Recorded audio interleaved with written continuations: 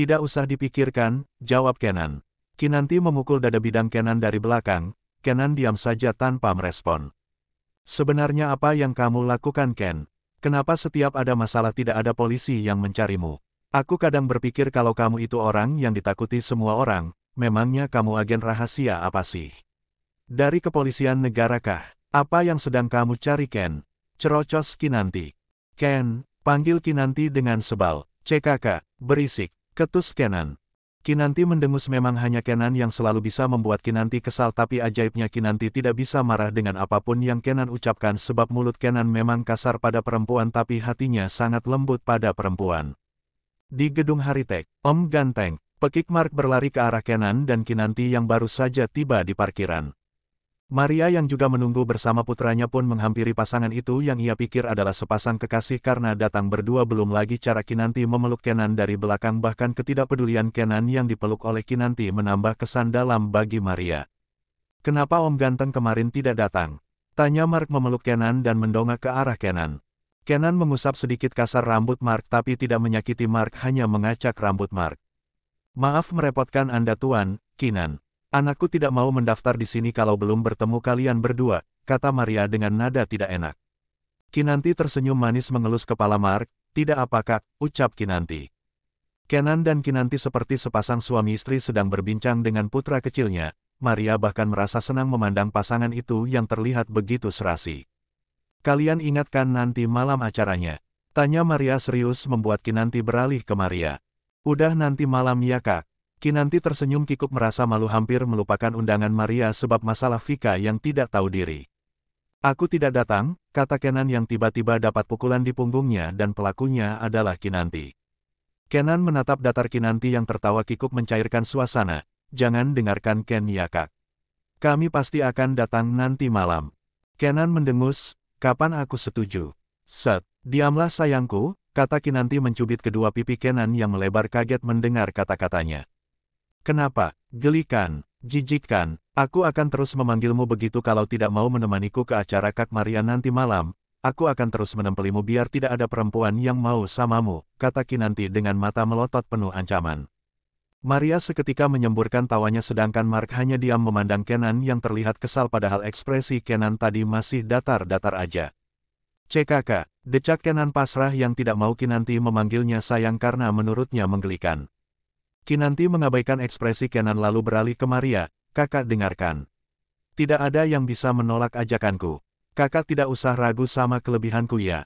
Aku sangat mengenal watak angku teman baikku ini, kata Kinanti merangkul leher Kenan yang berusaha melepaskan tangan Kinanti.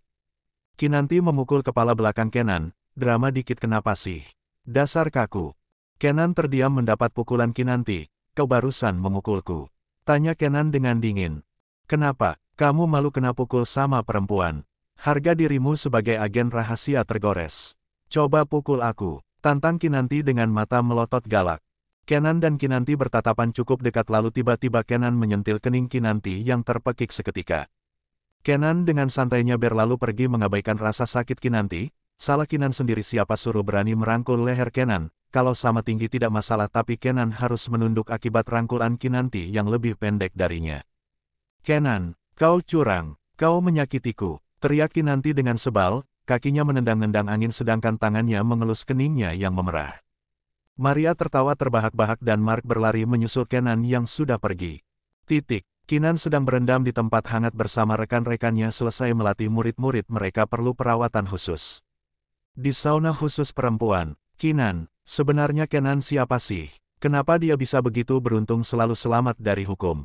Tanya rekan Kinan. Kinan mencerna kata-kata rekannya itu, dia pekerja khusus yang punya banyak koneksi. Oh, pantas saja, hakim ternama aja bisa dipecat olehnya, dia juga kenal hacker mawar putih, pasti dia punya banyak koneksi orang hebat makanya selamat dari jeratan hukum. Aku dengar ayahnya Vicky masuk penjara ya, gara-gara membakar mobil Kenan terus didenda ratusan juta. Karena tidak bayar makanya dia dijatuhi hukuman berat tapi anehnya di dalam penjara dia mati keracunan. Kinanti mendengar cerita rekan-rekannya terperangah karena ia memang tidak tahu apa yang terjadi pada orang-orang yang menyinggung Kenan. Bahkan saat Kenan menghabisi 6 pria berpakaian tertutup itu tidak juga dipanggil polisi yang setidaknya dijadikan saksi namun malah tidak ada respon dari pihak hukum seolah-olah mereka tunduk saja pada Kenan. Kenapa kamu kaget Kinan? Apa kamu tidak tahu betapa misteriusnya teman dinginmu itu? Goda rekan Kinanti. Kinanti tersenyum kecil, dia memang misterius tapi aku percaya dia bukan orang jahat. Mereka semua pun setuju dengan perkataan Kinanti sehingga mereka memilih pura-pura tidak tahu sama seperti yang Kinanti jelaskan bahwa Kenan tidak suka dikenali, anggap saja mereka semua tidak tahu apa yang Kenan lakukan. Di ruangan ganti, Kinanti tengah melamun, apa yang mereka katakan memang benar, Kenan memang sangat misterius. Sudahlah Kinan, siapapun Kenan kamu harus yakin kalau dia orang baik yang bertugas mencari sesuatu, gumam Kinanti.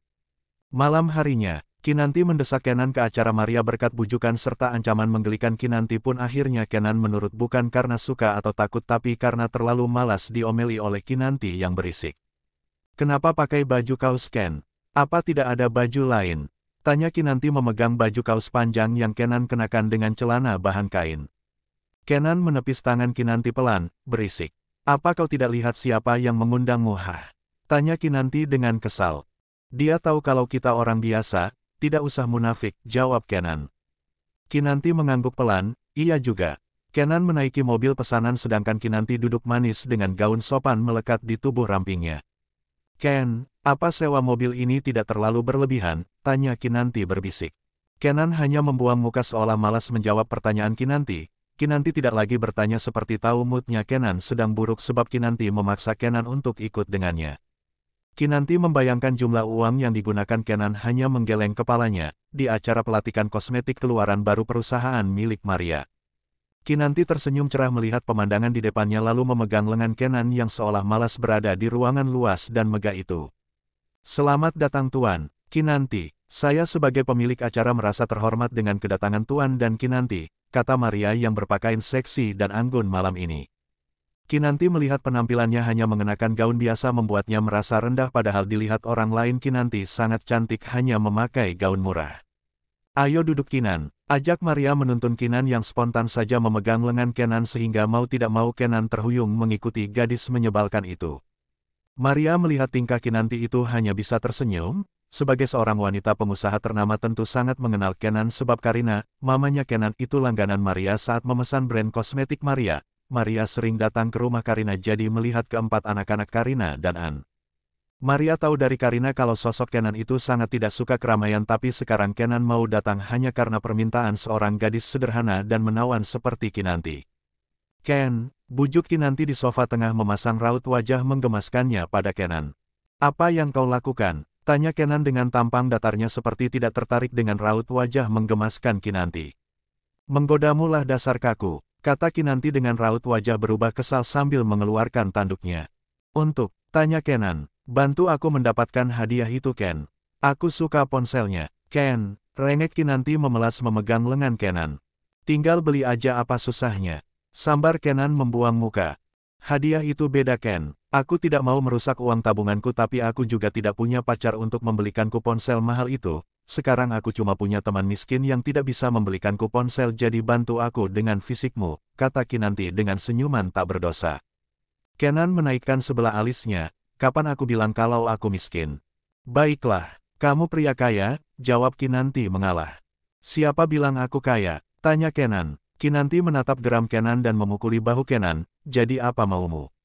Miskin salah, kaya salah, apa lagi, konglomerat. Kalau ia belikan aku ponsel itu sekarang juga, bentak Kinanti seperti watak aslinya keluar yaitu si gadis barbar yang tidak peduli situasi asalkan dirinya senang.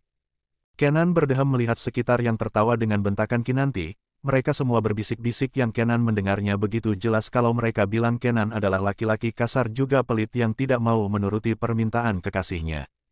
Ken, rengek Kinanti berubah manja memegang lengan Kenan serta menggoyang-goyangnya seperti anak gadis kecil. Kenan memijit pelipisnya betapa merepotkannya bersama perempuan tapi Kenan tidak bisa membentak apalagi membalas kata-kata semua orang dan bilang kalau Kenan bukan kekasih Kinanti karena yang ada nanti Kinanti akan dipermalukan. Dan yang paling penting menurut Kenan itu Kinanti tidak menyukai Kenan begitu juga sebaliknya jadi terserah orang lain mau berkata apa Kenan mana tahu Kinanti punya perasaan terhadapnya. Cepat, pasrah Kenan membuat Kinanti bersorak senang tapi dengan cepat Kenan membekap mulut Kinanti. Kau ini norak, kata Kenan dengan nada kesal. Kinanti mengangguk-ngangguk sambil menurunkan tangan Kenan, aku memang kampungan, lagian siapa yang tidak senang dapat ponsel baru hah? Apa kamu tidak waras? Itu tambang emas, cerocos Kinanti. Kalau iya tambang emas seharusnya kau mengincar hadiah yang di sana, lirik Kenan ke sebuah kalung permata berlian yang menjadi incaran banyak wanita sebagai hadiah dari acara malam ini. Aku tidak mau, ponsel saja, jawab Kinanti sumringah ke ponsel mahal yang diincarnya malah menatap sekilas saja berlian megah itu. Kenan tertegun melihat Kinanti tidak tertarik dengan berlian sebab menurutnya semua perempuan sangat menyukai berlian apalagi memenangkannya secara cuma-cuma. Jika kau mendapatkannya maka kau bisa membeli ponsel itu sebanyak yang kau mau, kata Kenan meledek. Kinanti terkekeh membuat Kenan terheran. Kenapa kau malah tertawa? Tanya Kenan. Bagiku tidak ada yang lebih berharga selain mamaku sehat-sehat saja dan adikku lulus menjadi dokter bedah ternama, berlian. CKK, aku sejak dulu sudah terbiasa menahan semua keinginanku memiliki perhiasan, kata Kinanti. Jadi sekarang kau menahannya, tanya Kenan dan Kinanti menggeleng kepala. Ken, aku tahu kamu heran kan kenapa aku tidak suka berlian. Menurutku hanya orang kaya yang punya harta berlebihlah yang bisa membeli berlian. Aku sebagai perempuan dari kalangan biasa serta kekurangan tentu saja berpikir 100 kali kalau membelinya, kenapa harus membuang uang hanya untuk pamer pada orang lain. Kan bisa dijual, jawab Kenan. Tidak aman, jadi perempuan itu cantik tidak harus mengenakan berlian mahal di tubuhnya tapi hatinya itu yang harus dipoles seindah mungkin biar lebih berharga dari berlian. Kenan menyunggingkan senyumnya, entah mengapa kata-kata Kinanti sungguh menggelitiknya ternyata Kinanti sangat simpel dan perkataannya itu benar adanya. Kinanti tidak melihat senyum tampan Kenan malah sibuk melihat sekitar dan bangkit sambil berlari kecil mengambil berbagai jenis makanan mahal serta enak juga lumer di lidah. Hati yang perlu dipoles jika hati sudah dipoles maka berlian pun tidak ada harganya di mata pemilik hati berlian itu, kata Kenan seolah merangkum kata-kata Kinanti tadi. Kenan menyaksikan bagaimana cerianya Kinanti makan bahkan cara makannya berbeda dengan kebanyakan perempuan yang Kenan lihat, kedua pipinya yang gembung dan matanya yang besar melihat sekeliling seperti seekor marmut sedang mencuri makanan tetangga. Kenan menutupi bibirnya dengan tangannya lalu tertawa tanpa sepengetahuan orang lain. Si pelaku yang membuat Kenan tertawa malah asik makan enak karena Kinanti memang jarang makan makanan mahal. Kenan dan Kinanti mengikuti perlombaan untuk mendapatkan juara ketiga supaya bisa mendapatkan 2 ponsel mahal untuk pasangan kekasih yang memenangkannya. Ken, bilang iya-iyain aja nanti ya. Aku tidak mau kalau kita didiskualifikasi cuma karena kita bukan pasangan pacaran yang sebenarnya, bisik Kinanti di bahu Kenan sebab tidak sampai ke telinga Kenan. Kenan mendengarnya pun mengangguk, baiklah. Kinanti tersenyum manis setelah itu mereka mendaftar dan ternyata memang pertanyaan itu ada. Kenan tidak mau menjawab tapi juga tidak menyangka kalau mereka bukan pasangan kekasih. Alhasil Kinanti yang mengatakan kalau mereka pacaran dan menjelaskan Kenan bukan tipe pria yang suka menjawab pertanyaan yang jawabannya sudah jelas sehingga para juri malu tapi juga tidak bisa menyalahkan Kenan. Ken, juara 3, rengek Kinanti. Tidak usah rewel, ketus Kenan memegang kepala Kinanti dan memutarnya ke arah lain supaya tidak mengajaknya berbicara lagi. Kenan sudah benar-benar kehilangan muka dilihat oleh Maria yang otomatis pasti mengadu pada Karina.